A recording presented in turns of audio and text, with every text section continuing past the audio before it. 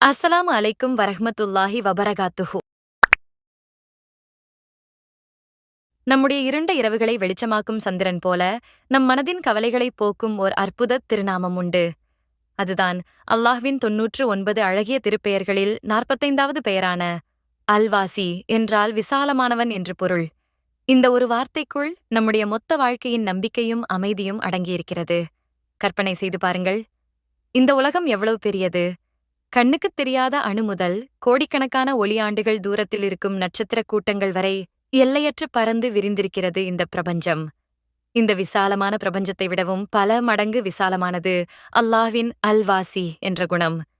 இது 3 அபூர்வமான வடிவங்களில் நம் வாழ்வை அரவணைக்கிறது. நமக்குத் தெரியாதது இவ்வுலகில் ஏராளம். ஆனால் அல்லாஹ்வோ அல்-வாசி.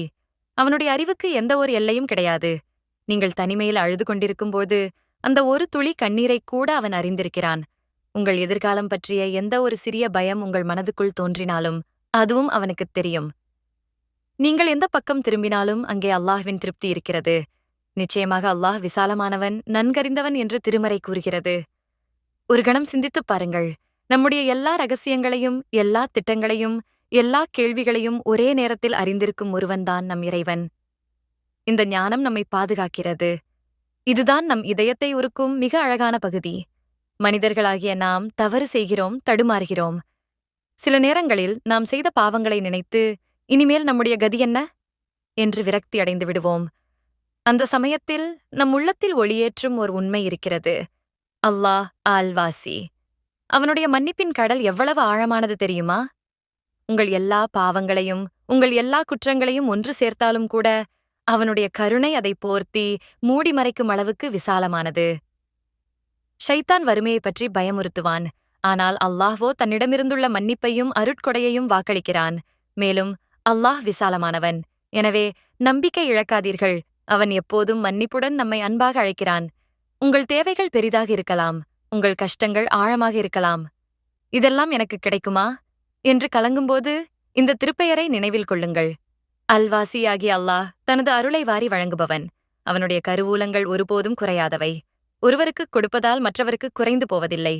உங்கள் வாழ்க்கையின் ஒரு வழி அடைபட்டு போனால் கவலையே வேண்டாம். அந்த விசாலமானவன் உங்கள் கற்பனைக்கு எட்டாத வேறு ஒரு விசாலமான வழியை நிச்சயம் திறந்து வைப்பான். அன்பு நெஞ்சங்களே, நம்முடைய இறைவன் அல்-வாசி, விசாலமானவன். அப்படியானால் நாமும் இந்த திருப்பெயரின் ஒளியை நம் வாழ்வுக்குள் கொண்டு வர வேண்டாமா? நாம் யாருக்காவது உதவி செய்யும்போது விசாலமான மனதுடன் தாராளமாக கொடுக்க வேண்டும்.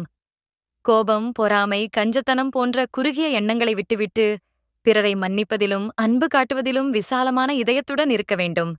இந்த நம்பிக்கையுடன் அவனை நோக்கித் திரும்புங்கள். உங்கள் துயரங்களை, உங்கள் ரகசியங்களை, உங்கள் தேவைகளை அவனிடம் மட்டுமே சமர்ப்பியுங்கள். அவனுடைய எல்லையற்ற அருளும் அமைதியும் உங்களை சூழ்ந்து கொள்ளும். யா அல்-வாசி, உன் எல்லையற்ற அருளால் எங்கள் வாழ்க்கையை விசாலமாக்குவாயாக. ஆமீன்.